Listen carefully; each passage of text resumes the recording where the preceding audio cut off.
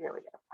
I think I have already met you two, but just to reintroduce, my name is Valerie Harper. I am here at the Martinsville Henry County Economic Development Office, the Business Development Director here. I think I probably have met you both within the small business capacity.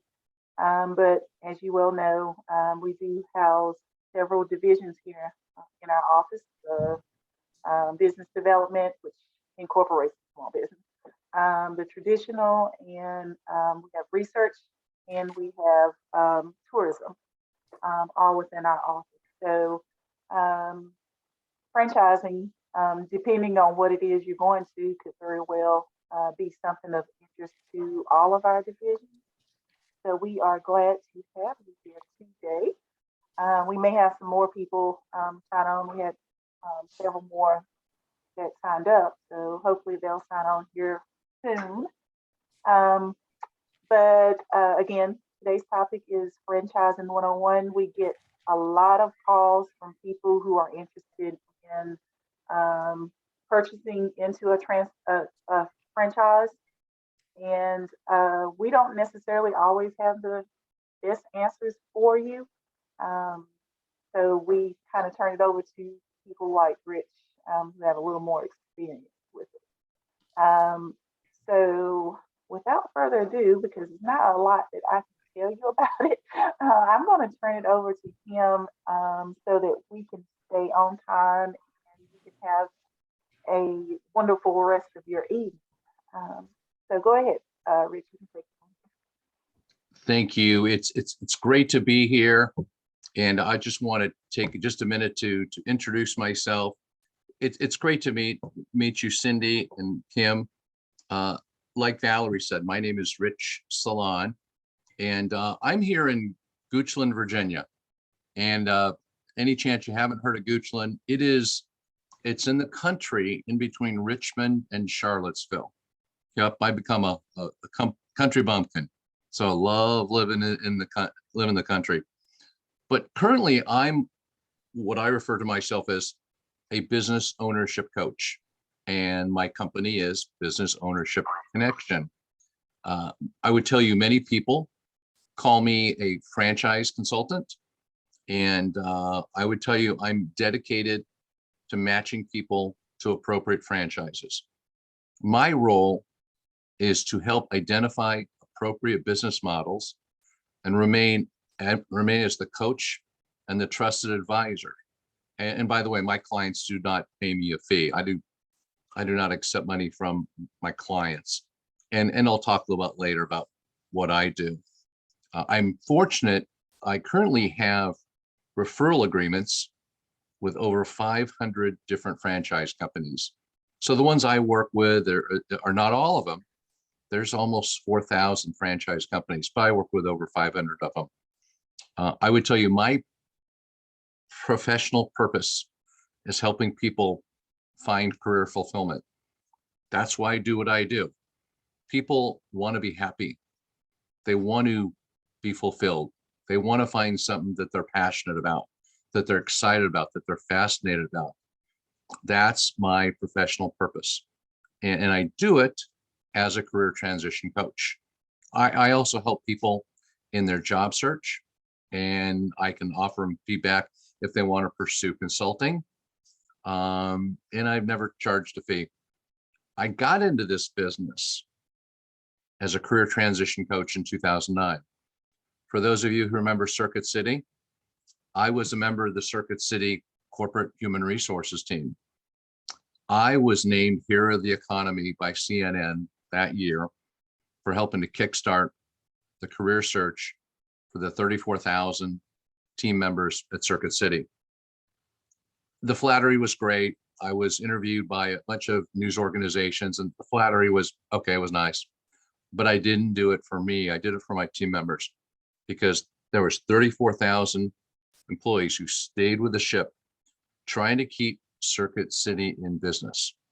Unfortunately, we had to declare bankruptcy.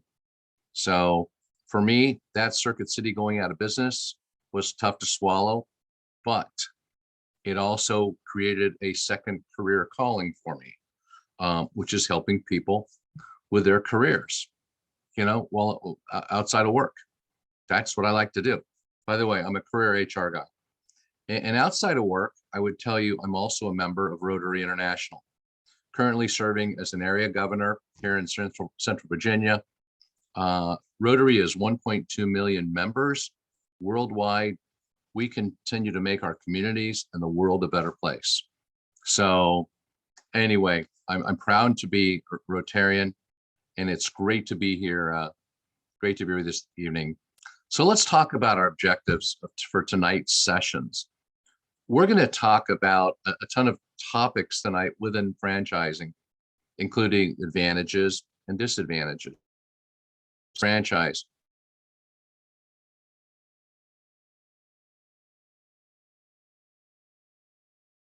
The current state of franchising.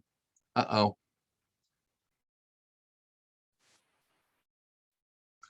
Okay. Okay, I'm back. We're back on, Valerie. I gotta know. Can y'all hear me? Okay, Valerie, you can hear me. Give me a thumbs up. Okay, great. Sorry, I'm back. Sorry, I'm back. Let me just hit a thing. A couple of that was a really strange really strange prompt. I gotta do okay. Again, and I put a bunch of topics. We're going to talk about the franchise identification and evaluation process, financial earnings, franchise costs, regulatory requirements. I put the topics in a logical order to help us maximize our time together. I will tell you the session is not everything you wanted to know about franchising. So, but it's a strong overview. We'll get into the weeds only on a couple of topics, but it's a very, very strong overview. Again, so that you have a clear understanding of franchising. And if I've not answered your questions by the end of the session, I'll provide my contact information. You can call me anytime. I'm happy to do so. So let's talk about franchising. How is franchising defined? So franchising is a duplication of a successful business model. It's the pairing of two entities for the purpose of business expansion. Some companies expand with their own money. So, for example, I was a member of the Home Depot. That's why I love wearing orange. And Home Depot expanded with their own money, their own profits. But other companies expand with other people's money. In this case, the franchisee's money. It helps them expand locally, regionally, and nationally. Again, because the franchisee will pay a fee, will buy into the business. A franchise company license its know-how, procedures, the brand, and the rights to sell its products and services to a franchisee. The franchisee invests in a system to utilize that brand name, operating system, and ongoing support. Most franchises are territory-based. So it might be from Martinsville to Greensboro. It might be Martinsville, entirely Martinsville. It may be Martinsville and a couple of surrounding counties. But again, many are territory-based. Why does the franchise model work? It works because it provides a formula that's already proven, operating with an successful business, and delivering a uniform product or service to the customers. Okay, keyword is uniform. Great Clips is an example. You can go into any Great Clips nationwide and you can expect a good quality haircut at a reasonable price. Not going to cost you $100, and guess what? You're not getting a $100 haircut either. You're paying $20 for a $20 haircut, but you're going to get that same haircut nationwide. So how big is franchising? If we can talk about the current state of franchising. So recent information includes 750,000 franchise operations in the United States currently, and they employ about 7.6 million people. most people find it's a bigger part of the economy than they anticipated. So pretty common to drive into any shopping center and see at least a couple of brick and mortar franchises. If it's a Great Clips, maybe it's a yogurt shop, a postal shop as an example. There's a lot of franchising throughout this great nation of ours. And again, current estimates between 3,800 and 4,000 different franchise companies throughout the country. Some franchise companies are national. Some want to stay regionally based. They may be mid-Atlantic states or Southeast US only. There's home-based franchise models are incredibly popular, largely due to the lower costs and the advancement in technology. And we're going to talk about that in a few minutes. So let's talk about the motives for franchise ownership. Why does somebody typically pursue being a franchisee? Well, many people come to the conclusion in their life they want to take control of their career. They want to set their own goals, set their own schedule. They want to become their own boss. They've worked hard working for somebody else and helping that person, and certainly helping themselves at the same time. But many people come to the conclusion, maybe it's smarter at this time in my life to bet on myself. So somebody who's got the confidence and enthusiasm often will consider franchising. People become a franchise owner because people are living longer and they're going to be working longer. There's a pretty recent saying that 75 is the new 65. Thus, career fulfillment is more critical. Now, that may sound weird. 75 is the new 65, but we're living longer. And I was told by a financial advisor a couple of years ago that my wife and I will likely live till age 95. So that said, working to 75 and having the last 20 golden years, it makes a lot of sense. Not sure I want to drive a reclining chair for 30 years for my final 30. So, and anyway, the other motive to become a franchise owner, they want to become their own boss. They want to have their own business, but they cannot come up with a product or a service that is better than what currently exists. So somebody said, I don't have this phenomenal idea. I can't think of anything that would just be an incredible idea that people would flock to. Okay. So if they don't have that, they'll consider a franchise. Because a franchise, you'll learn, it's proven. You don't have to reinvent the wheel.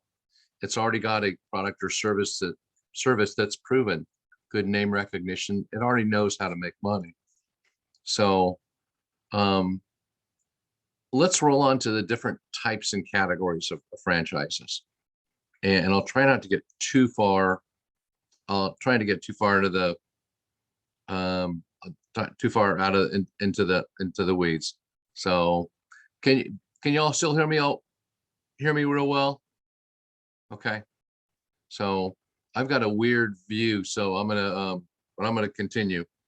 I can't see everybody, but there's different types and categories of franchises. So first of all, there's what I call kind of the baby sister to franchising. That's a business opportunity. We call it a biz op or a business licensee. So there's this type of business that technically, legally, it's not a franchise. It just feels a little bit different. You may not pay royalties, and often they don't have territories. But when you take franchising and business license opportunities, and we're just going to say franchising is well over 99% of the category. So if you hear the term business opportunity, it's not technically a franchise, but it's very similar. But within franchise, Rich, is there example that you could give to us of is there I guess a more national business Abs, abs, opportunity example? absolutely, absolutely. So there's one, it's called Catalift. Catalift is not a franchise. Catalift is a business license opportunity. And what they do is they teach you the business. You pay them to put you in business. They teach you the business model, and you're paying to use their proprietary coaching, business coaching, teaching, training. They also do strategy and intensives. Those are the type of services the business does. But the owner of the company, Catalift, does not collect royalties from the person. So the person learns the business, they drive the business. In that case, they pay a small annual fee to continue to use the licensed services. But it's a little different. It's a type of business where it doesn't require a lot of hand-holding, by the franchisor. It doesn't require franchisor intervention. So the person really can jam it on their own. And in that case, in that business, there's no royalties. So we'll talk about royalties in a minute. That's royalties. Royalties is how the franchisor makes their money, not the franchisee. So, and I'll talk a little bit about royalties in a minute. Like So anyway, a good local example might be CrossFit. well, Are you familiar with CrossFit? say again, cost it? CrossFit. I am not. Gym. Okay. Okay. I'm not familiar with that. I'm sorry. So, anyway, so there's the, so within franchising, there's a single territory. And if we were going to say Martinsville, it may be all of Martinsville or half of Martinsville, could be Martinsville all the way down to Greensboro. Some people buy multiple territories. Some people buy the whole state. We call that an area developer or a master franchisee. There's business to business franchises and there's business to consumer. Some people prefer to work with other business owners as their customer. Other people enjoy the business to consumer. If that's a franchise restaurant or a franchise hair salon, as an example. And then the biggest distinction within franchises, though, is you have the brick and mortar model or the home base model. Now, a brick and mortar is a storefront, it's a restaurant, it's an office, it's a warehouse. It requires the leasing or ownership or buying of a physical space to run the business.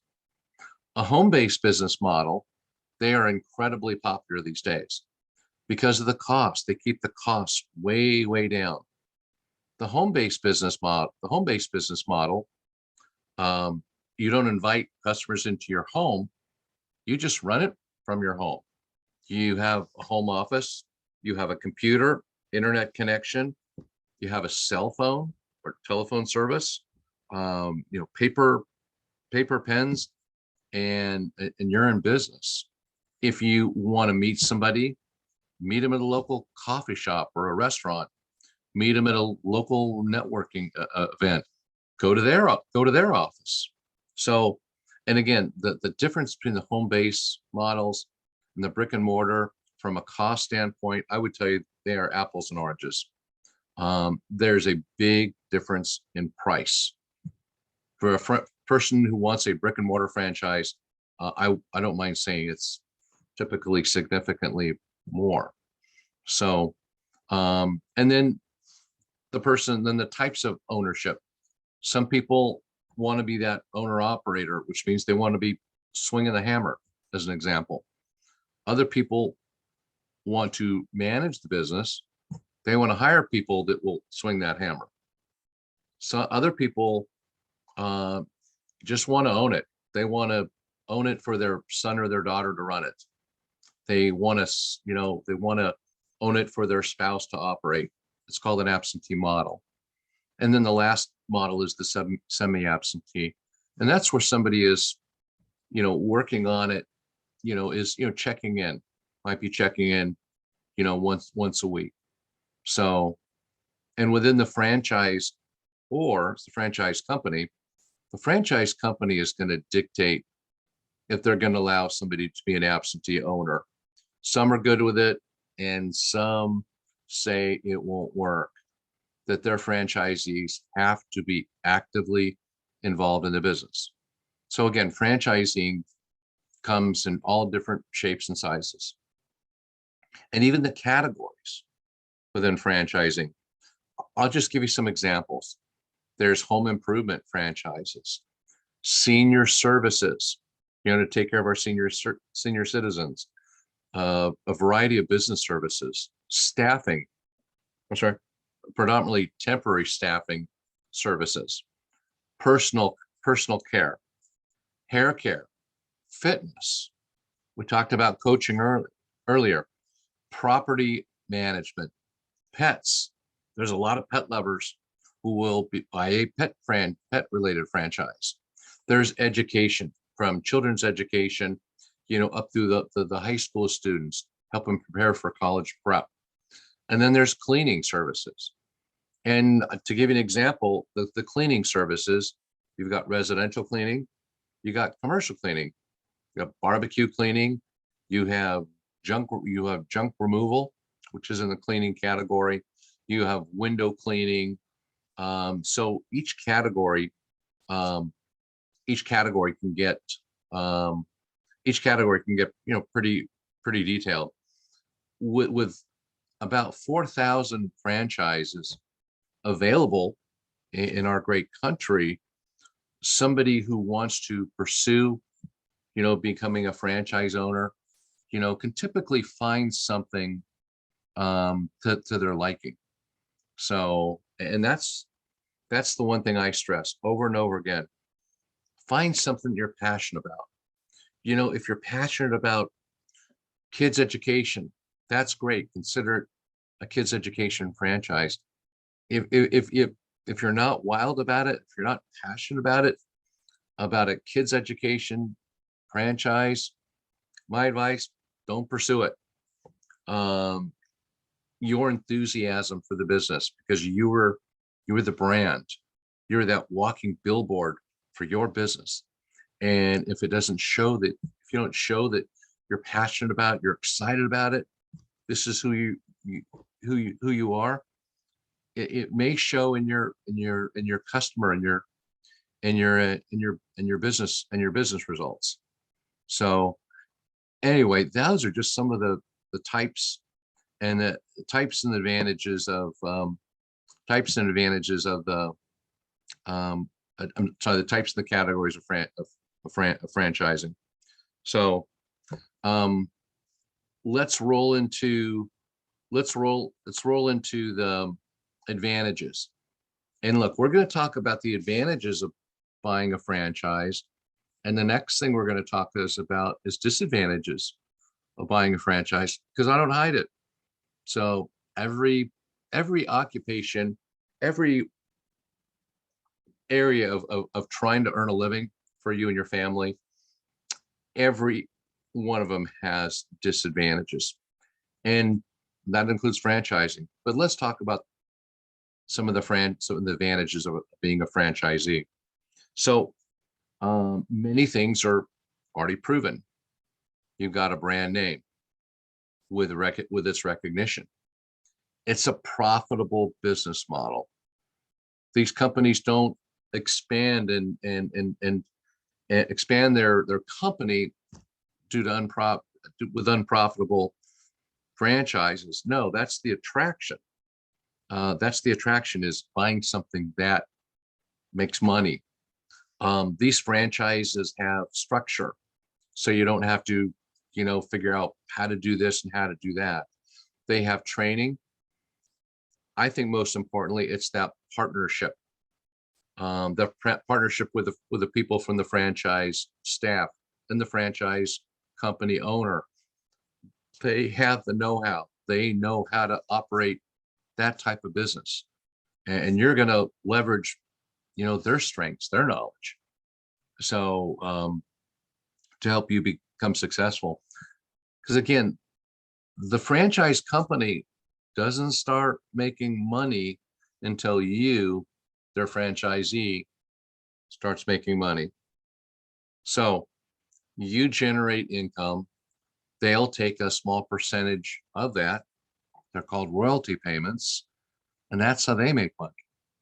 So that's why they're inspired to help you generate income and make money. So either you're both going to make money or nobody's going to make money. So again, another advantage, you're going to get ongoing support and marketing assistance, from the franchise company. From a finance standpoint, we'll talk about financing in a few minutes. Some people can buy their franchisee with their money in their bank, and that's great. Many people have to secure financing. And if you're doing a true startup and you say, here's my business idea, and you're sharing it with a business banker, okay, and okay, they're trying to determine if they want to loan you the money to open up this business. And then you say, I'm buying a Great Clips franchise, and they know the history of franchise models.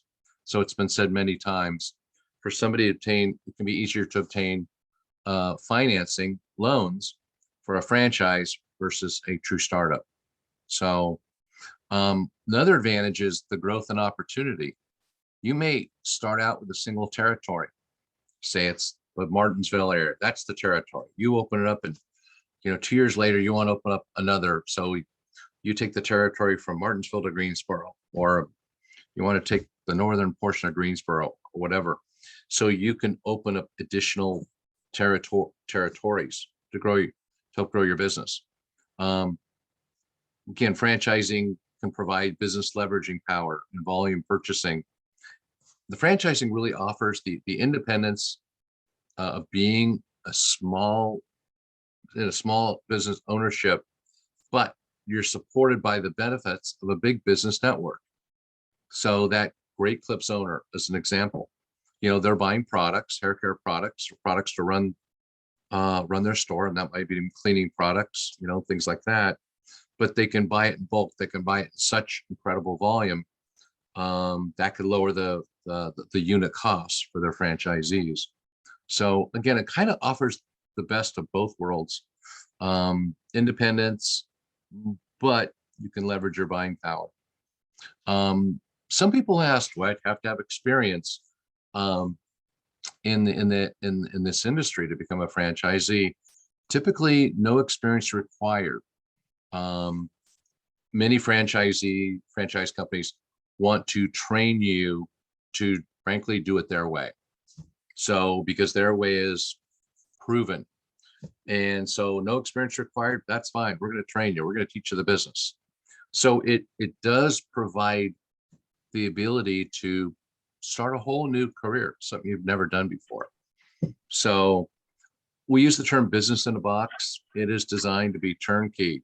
Business in a box, everything you need, get you up and running quickly, thanks to proven startup processes.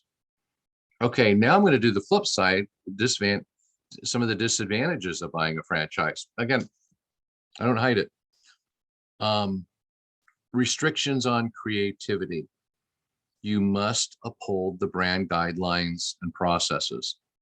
Let's say if you were that Great Clips owner in Martinsville, you're not going to be selling drywall and lumber out the back door of your Great Clips franchise. Just ain't going to fly, because none of the Great Clips get to sell drywall and lumber out the back door. Just don't work that way.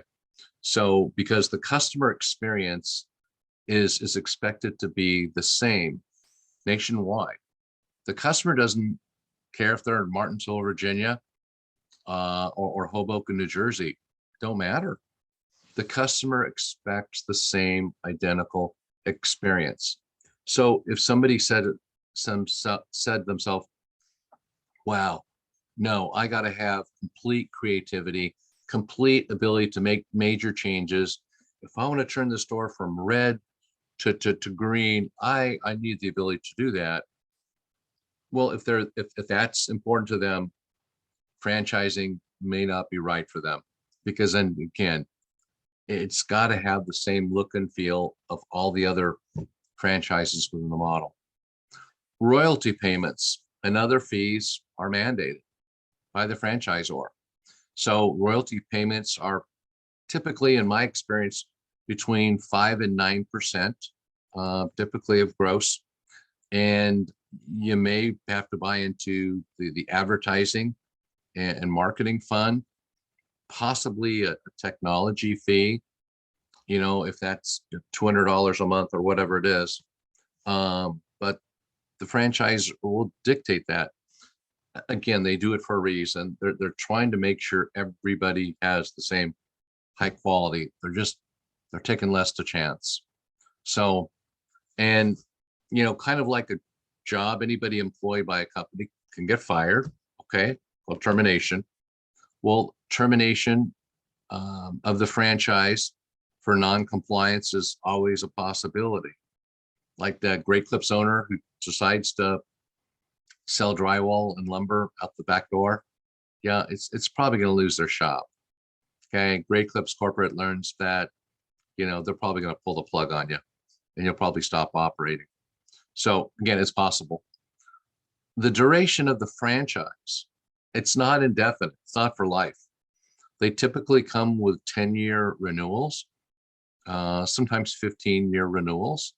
And so let's say if it's 10 years, you and the franchisor, are going to meet, and you'll have a good indication, if you want to re-up for another 10 years or not, but you may say no. And there's always a chance that they may say no. They may say, hey, we've enjoyed working with you for 10 years or 20 years, whatever, but I'm sorry, we're not going to continue the relationship. You're not going to be allowed to operate the franchise. I don't know how often that happens, but it's possible. Look, the way I'd sum up disadvantage of buying a franchise, like employment, like contract work, like consulting, instant and sustained success is not guaranteed. Okay, there's no sure thing in making a living. So just like a job, consulting, contract, assignment, nothing's guaranteed. So, hey, Valerie, are we in a position where I can take a couple of questions at this point, even though we got more to cover? Absolutely. Please feel free to unmute yourself if you do have any questions.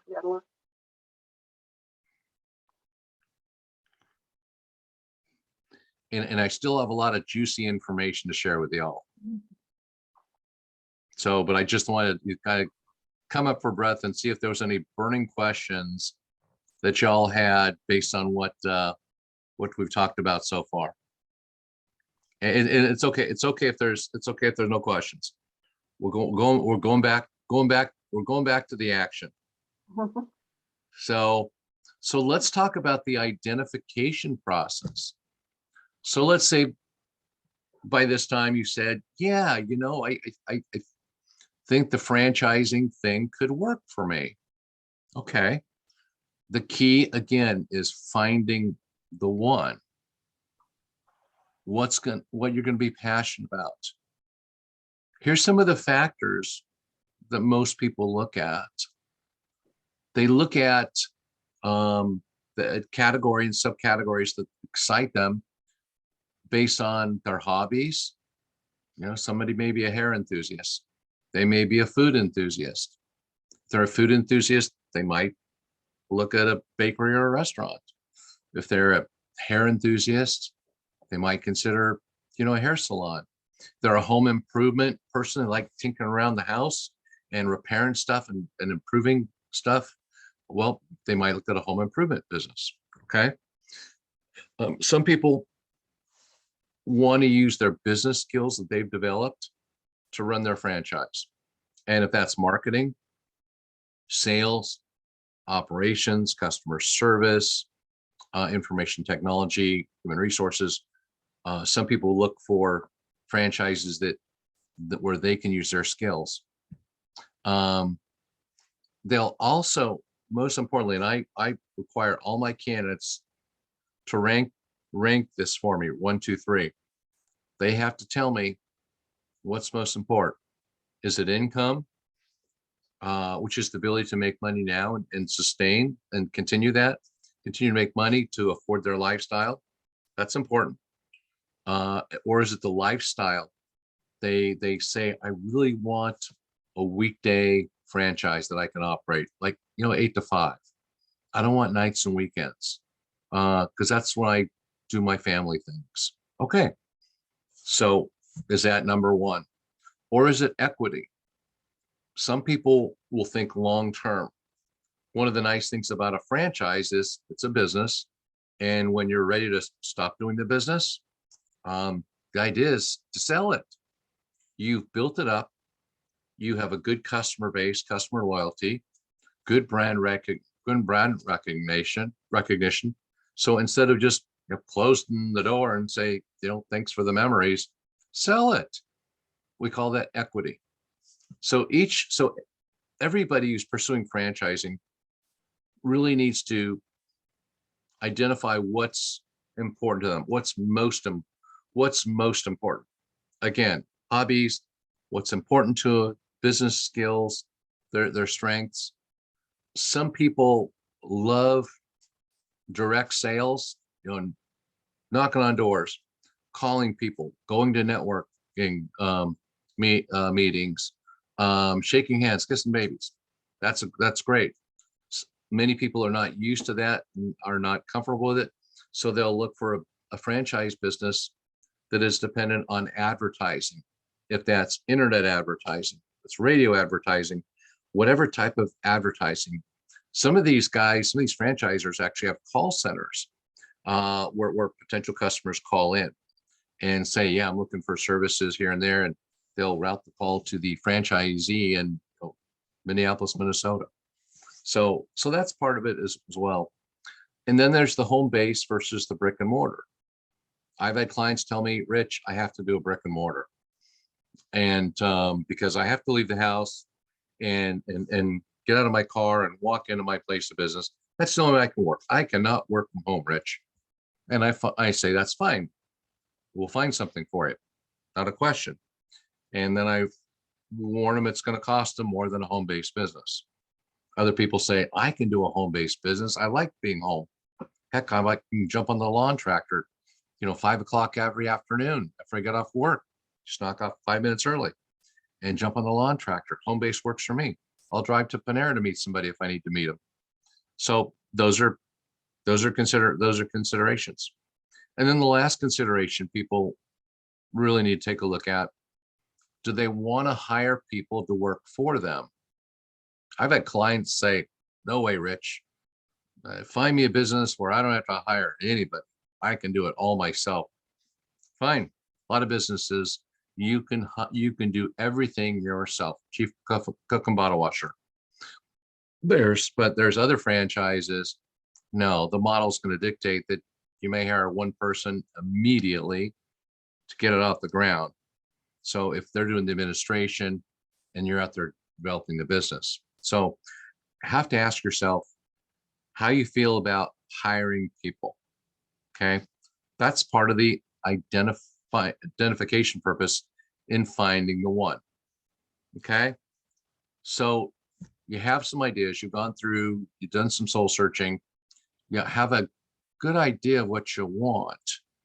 And now you're put in touch with franchise, you're put in touch with franchise organization. Okay. And there's two different ways to be put in touch with a franchise organization. And I'm about 4 slides away.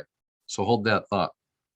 But when you're put in touch with a franchise organization, that you think might be a fit. We call this the validation process in the franchise industry. You're going to be provided with reading information about the franchisor. You're going to meet that franchisor for a free introductory phone call. It lasts about 45 minutes. Okay. And at the end of that call, you sleep on it, you wake up the next day. And if you say, no, that ain't me by a mile. No way. It's just not me. Okay, great. Process stopped. No harm, no foul. But if you say to yourself, yeah, I think there's a chance that this could be one for me. So you continued on the process, and you continue to talk to the franchisor and their staff. You get continuous information. You'll get a franchise disclosure document, which is a big document. And then comes the money round. If you continue to say, well, I think I could do this, you get to meet with their franchisees for validation. And that is a critical step, mission critical to me, because you're going to meet with the franchisees. You're going to ask them, why did they get into it? Why did they buy that franchise? Why are they still in it? Tell me about the level of support of the franchisor. Good, garbage, somewhere in between. Tell me about the training that they provide. So you really want to understand what they did, why they got in it, why they're still in it, what they like about it, and ask them what they don't like about it. There's some things you could change. With this being a franchisee, what would it be? Would like your opinion. Their information is critical, and they don't sugarcoat anything. They're not going to tell you, oh, you'll make millions, hands down, do it. You'll work 10 hours a week and make millions. No, they're going to tell you the truth. And here's why. Many of them have invested a good part of their savings to become the franchisee. It's their lifeline. It's their business. It's their future. And when somebody opens up a franchise and it fails quickly, it stings everybody. Everybody suffers because it leaves a blemish on that franchise brand that somebody opened up in North Greensboro, North Carolina, and they were open up for 8 months and then they closed it up. That's a blemish, and all the franchisees want to avoid that. That's why they don't sugarcoat anything. Again, they're going to tell you the straight skinny. You'll get a chance to review legal documents. The final day, and COVID kind of changed this a little bit. You attend their discovery day. If you say to yourself, yeah, I want to do this, you're 99% convinced. Spend a day with the franchisor and their staff at their corporate headquarters, get everything out on the table. At the end of that afternoon, it's kind of like a job offer. You hope that they extend their hand and say, Kim, it's been great talking to you over the last 3 months. We think you're made of the right stuff. We think you'd be a terrific member to our family. We would like to award you that franchise territory that we've been talking to you about. And then it's your decision.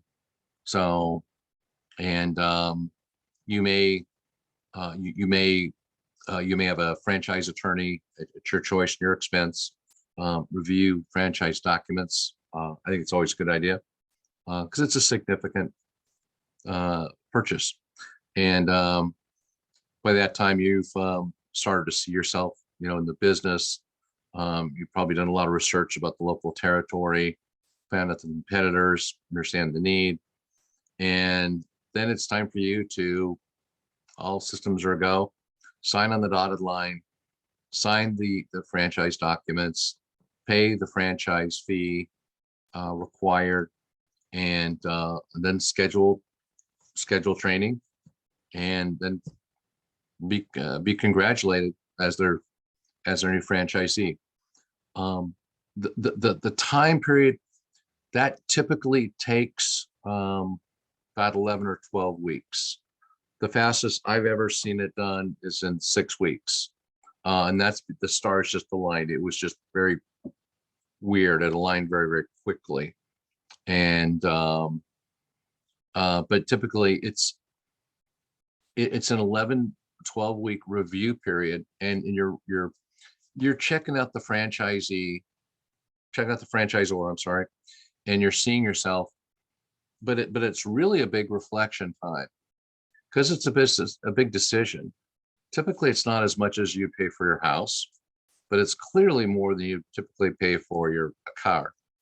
And so you're really gonna look at this closely because it's an investment, and nobody rushes the process. Again, this has to be the one for you. It's got to make it's got to make sense. You have to see yourself doing it. Now, about those costs, let's talk about the startup costs. The franchisor collects what they call a franchise fee. The franchise fee is the fee that you pay to become their franchisee. That fee, frankly, is not money that they take to Bermuda for a long weekend for the entire team. No, that's money that's going to cost them to put you in business. So, but that's your money to get in the game. So there's two financial startup cost concept. One is that franchise fee that I just talked about, and the other is total investment. Total investment is the franchise fee plus other costs that you're going to incur to get you up in business. Maybe you're going to pay a franchise fee of throw it around $40,000 for argument's sake, and it's a home-based business, so maybe the total investment is 60,000 to 80,000. So that 40 is part of that 60 to 80. And what's the difference between the 40 and the 60 to 80? It could be travel costs, which you're going to incur, marketing, hardware and software.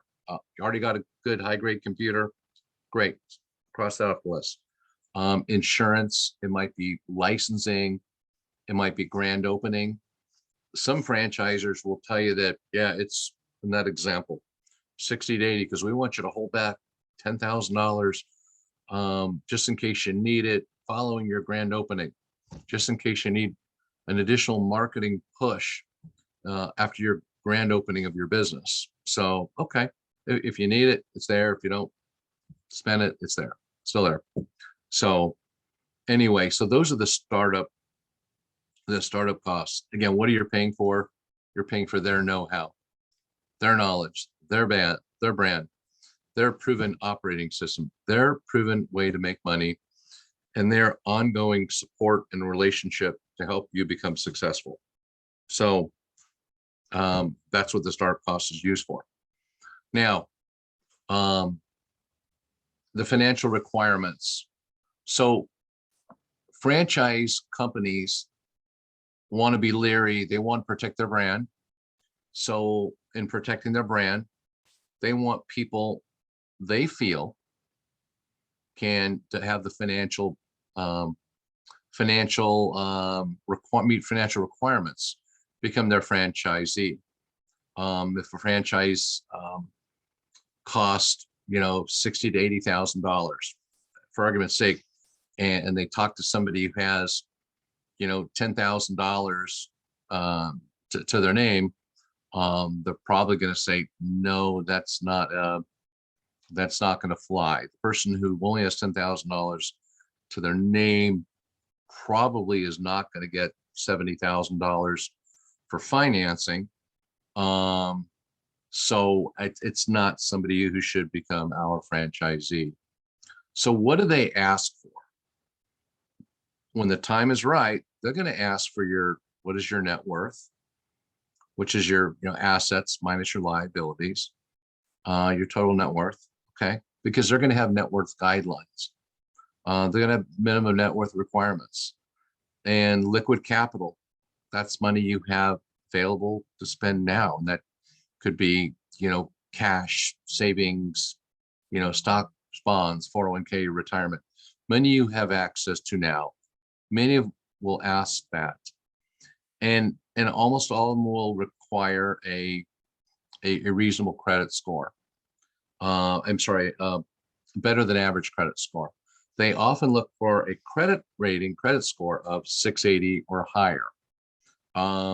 Somebody with a credit in the, in the 400 to 500 range, 400 to 500 credit rating range, may have a tough time securing financing if they need to. So again, net worth, liquid capital, and credit score. Those are three of the things that the franchisor is going to want to know. So now let's move on to earnings claims. Franchise earning claim.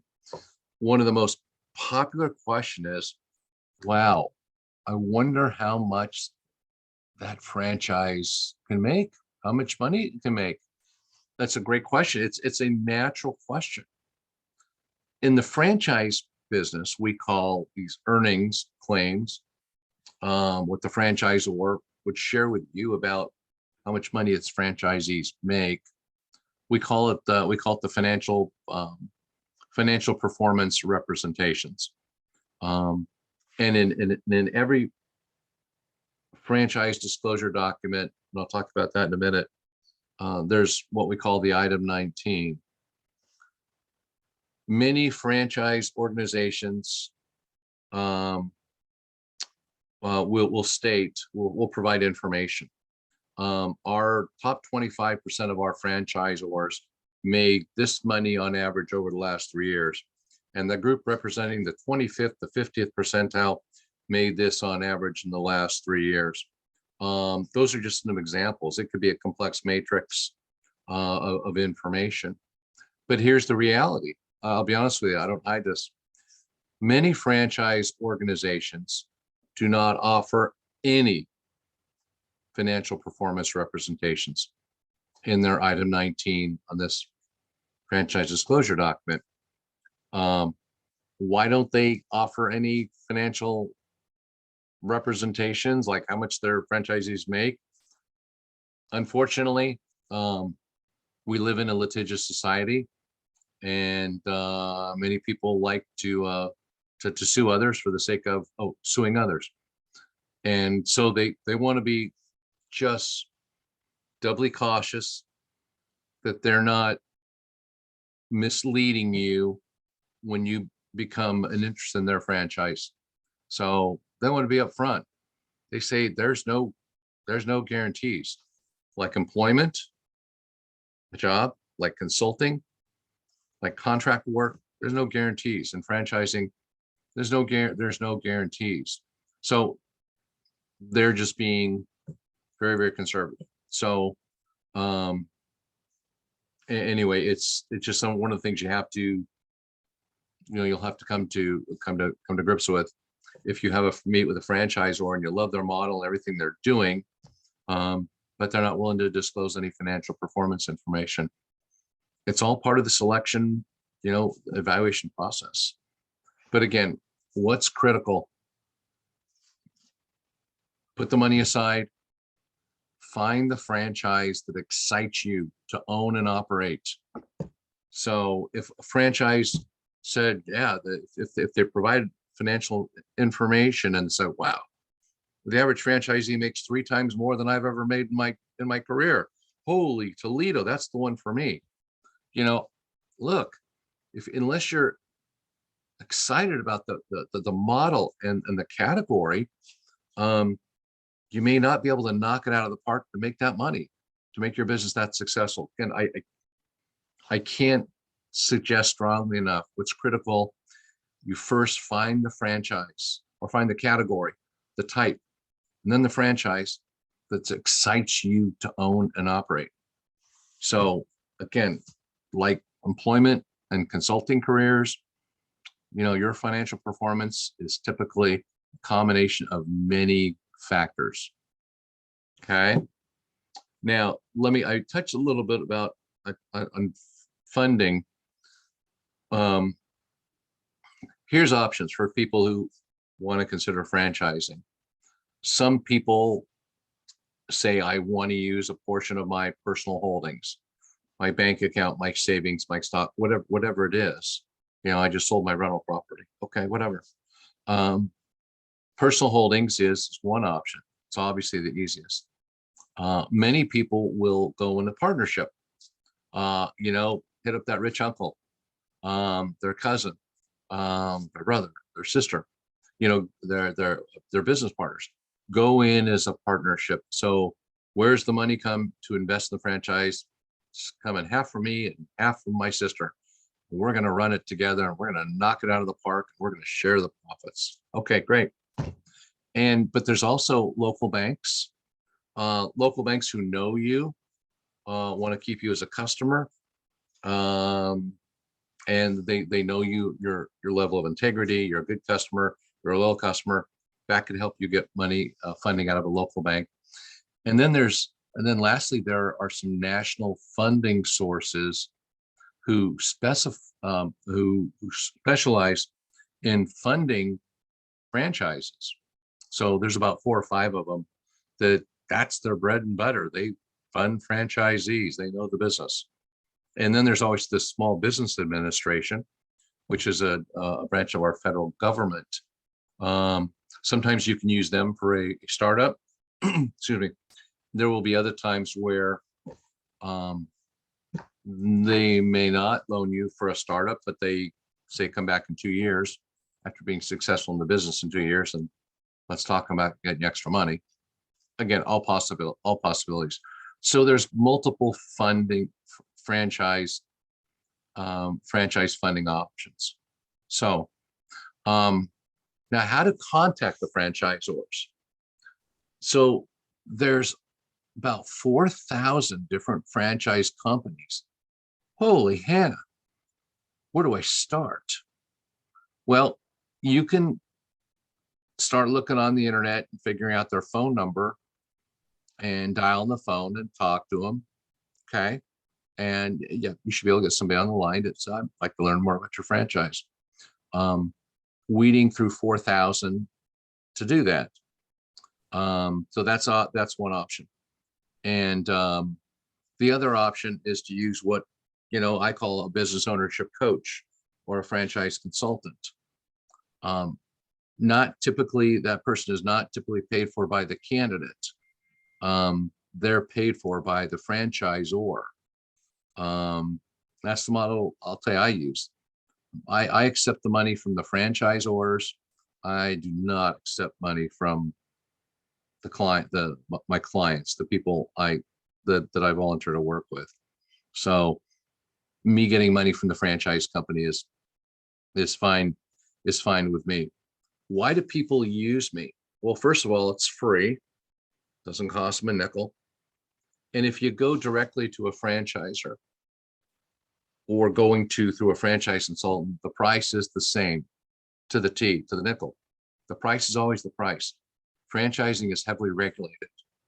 And the franchise companies like getting referrals from me, my role, because I only bring them interested and qualified candidates. Somebody can pick it who has $600 to their name, can pick up the phone and call the franchise company and introduce himself and say, yes, I'm interested in your franchise and my net worth is $600. Okay. And that conversation is going to end rather rapidly because they need people with more net worth. And I go through the vetting process. I look for franchises only for based on how much people have and how much people want to spend, because they will have told me. I have to ask that. I do need to understand somebody's net worth, and I do need to understand how much they want to spend. And then that will help me in the franchise selection process. So I spend about an hour with my candidate and download a bunch of information, and then I plug it into my internet, and it'll whittle a list of down maybe 75 different franchise companies. And then I'll refine the list. I'm going one by one and looking and picking out advantages, and I'll whittle it down to it's typically about 3 or 4 models.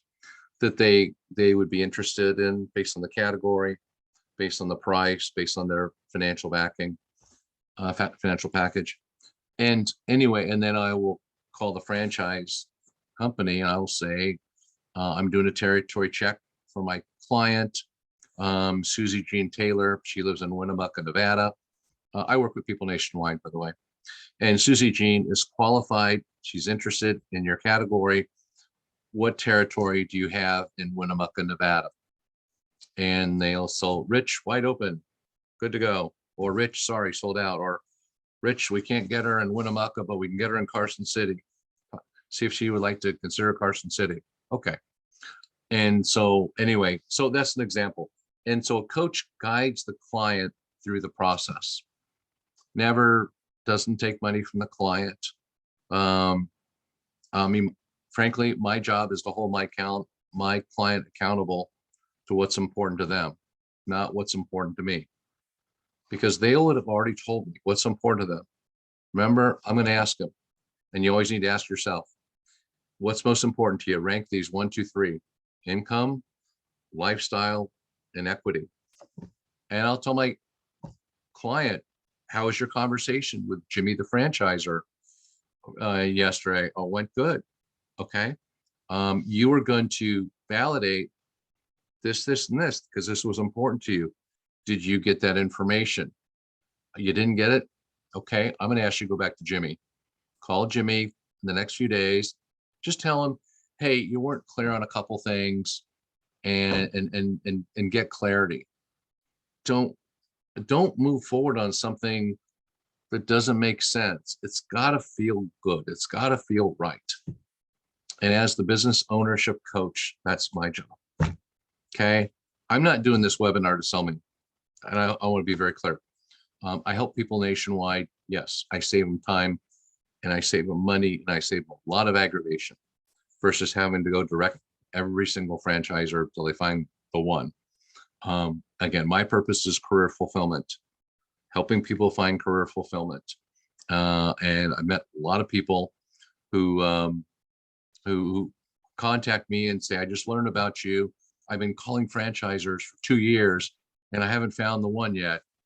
And well, in 48 hours from now, you're going to have 4 high quality choices to choose from to start the process. And I don't expect you to buy more than one of them, and you're not required to buy any of them. Okay. You stop the process when it no longer feels right.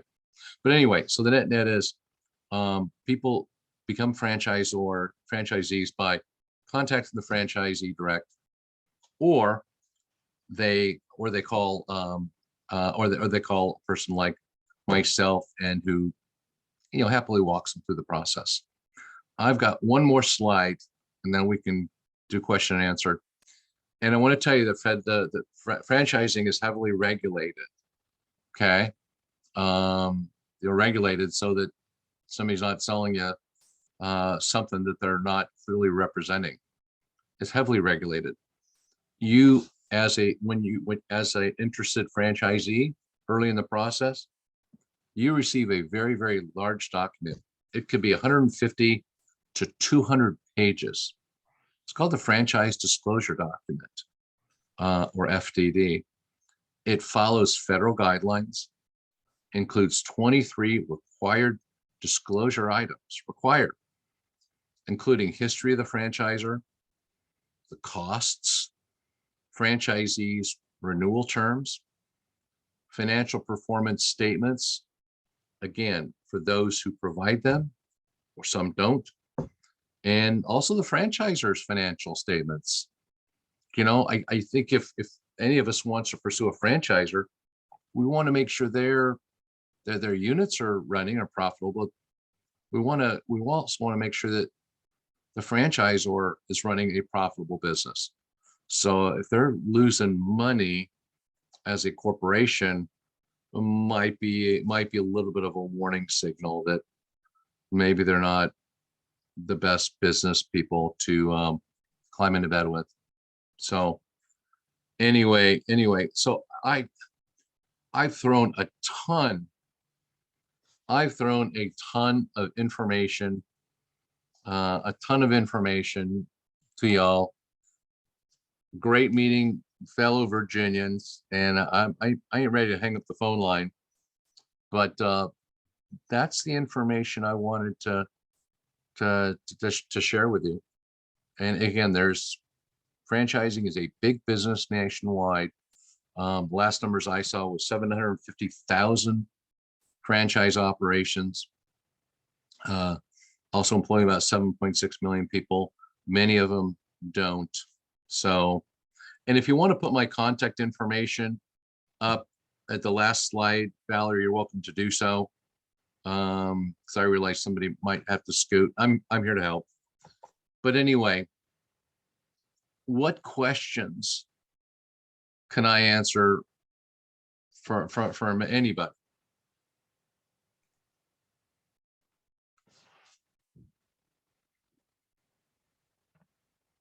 And remember, there's no such thing as a dumb question. You can pose it to me in the chat box. If you want, you can unmute yourself and holler at me. I'm glad to take any questions.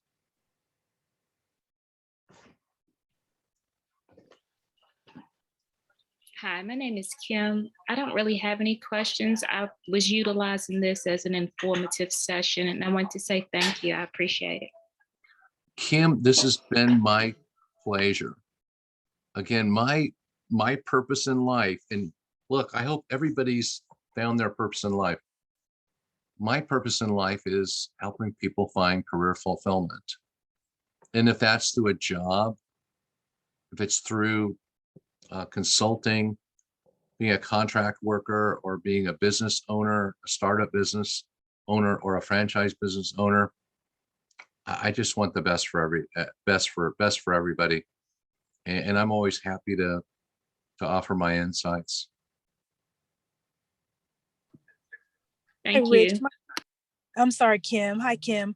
Hi, Rich. My name is Tashana, and I missed a lot of this session, but what I did catch was very informative. I'm just wondering, and I hate to ask you to recap this, but if you could just give me a little bit of your background.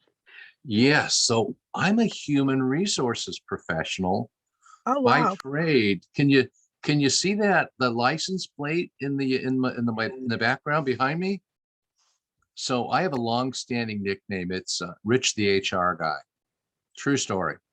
I've been Rich the HR guy for about 20 years. So I've been human resources helping people with their careers for many, many years. And then in 2009, you remember Circuit City, Tashana? I do, yes. So I was on the corporate office team, corporate HR team at Circuit City corporate headquarters in Richmond. And we went out of business on January 16th, 2009. And I was asked by the CEO to kickstart the job search for all 34,000 employees nationwide. Oh, And wow. I was happy to do so. I'm happy to do so, and I had a great time doing it. And I put my own career search on hold and decided to dedicate my life to the 34,000. And it was a very rewarding experience, I would tell you. But for me, it created a second career calling. And I feel truly blessed. And that second career calling, on top of being Rich the HR guy, is to be a career transition coach. Okay. I began helping people with their job search. And what happened was I began helping in their job search. And I come to find out in about 2014 that a lot of people didn't want to go back to a job. A lot of people wanted to become their own boss. They wanted to be a business owner, but I couldn't help them. I didn't play in that space.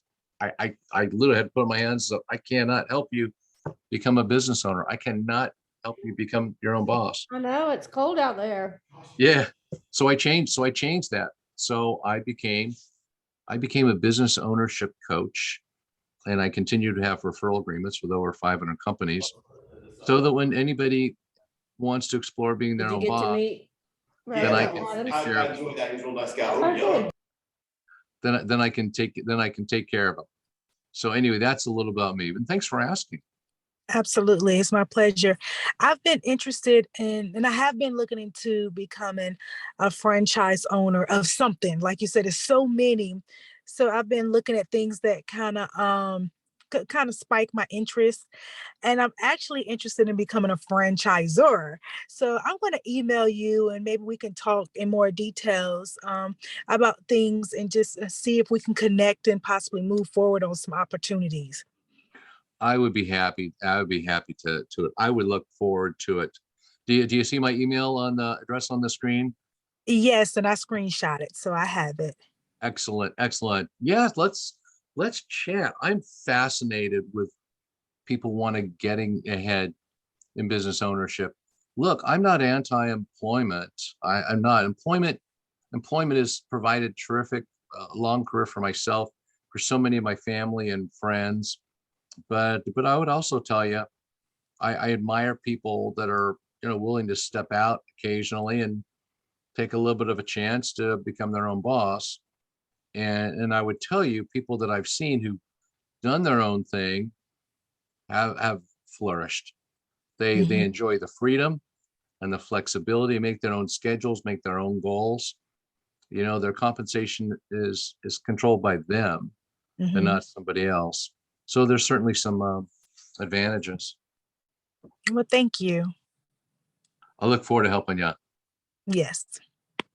Sean, I hate to put you on the spot, but since we have extra time, I'm just curious. I know you're in the healthcare field as the franchisee.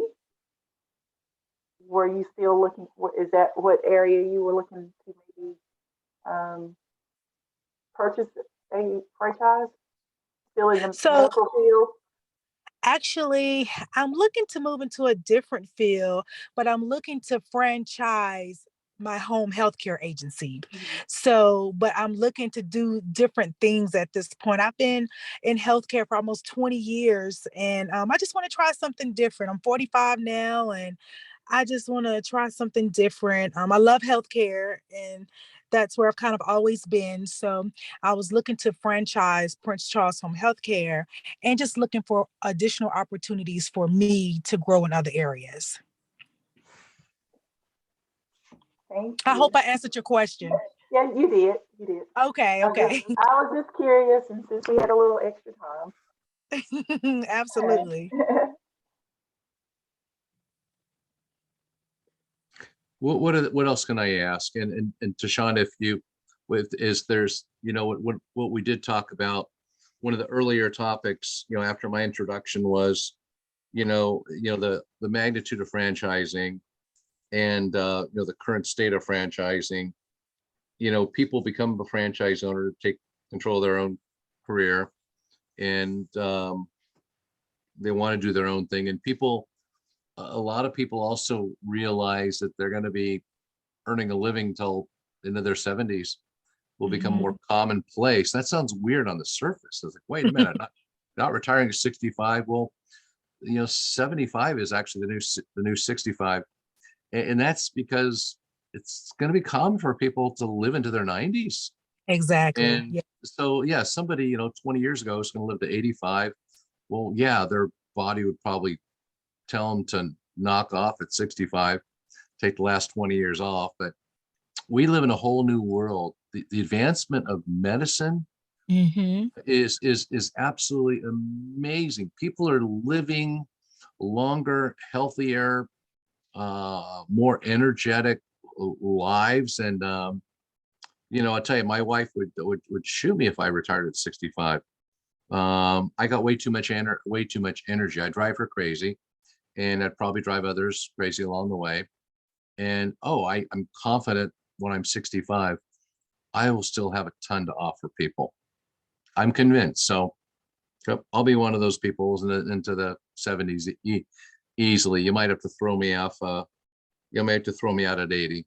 But that's another reason for business ownership.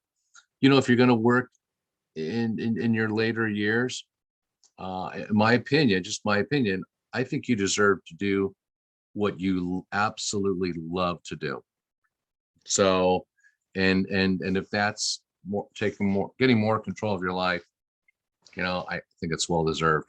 That's my opinion.